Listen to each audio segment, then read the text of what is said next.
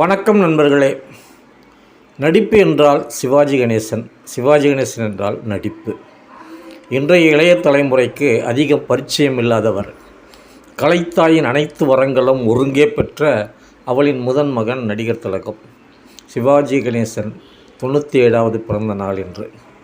1927 October 1 பிறந்த அவர் 1952 தமிழ் திரைப்படமான பராசக்தியில் அறிமுகமானார். வி.சி. கணேசன் என்ற பெயரோடு திரையுலகிற்குள் வந்த அவர் அண்ணாவால் எழுதப்பட்ட சிவாஜி கண்ட இந்து ராஜ்யம் என்ற நாடகத்தில் பேரரசர் சிவாஜியாக அபாரமாக வெளிப்படுத்தி அவரின் நடிப்பு திறமையினை கண்ட தந்தை பெரியார் வியந்து பாராட்டியதோடு அவருக்கு சிவாஜி கணேசன் என்று பெயர் சூட்டினார்.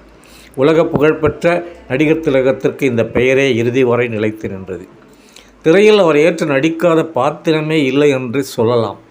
எந்த பாத்திரத்தையும் விட்டு வைக்காதவர்.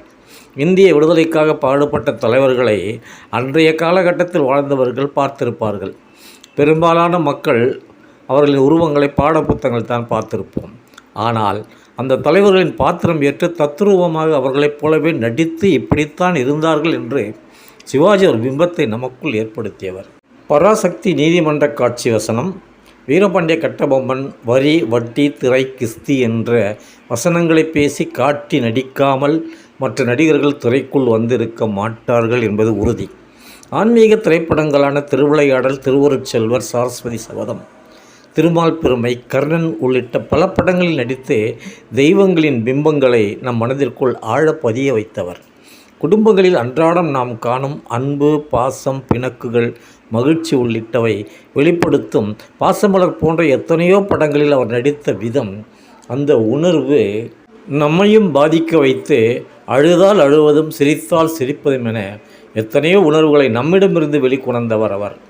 மிகை நடிப்பு சில நேரம் அவரிடமிருந்து வெளிப்படும். அந்த நடிப்பும் நம்மால் ரசிக்கப்பட்டது. பல்வேறு விருதுகளை பெற்றிருந்தாலும் நடிகர் திலகம் என்ற அன்புடன் அனைவராலும் அழைக்கப்பட்ட அவர் சரித்திர திலகமாக மாறிவிட்டார். 2001 ஜூலை 21 தனது 72வது வயதில் மறைந்தார். மரணம் அவரை மறக்க வழி செய்தாலும் அவரின் புகழ் என்றென்றைக்கும் மறையாது.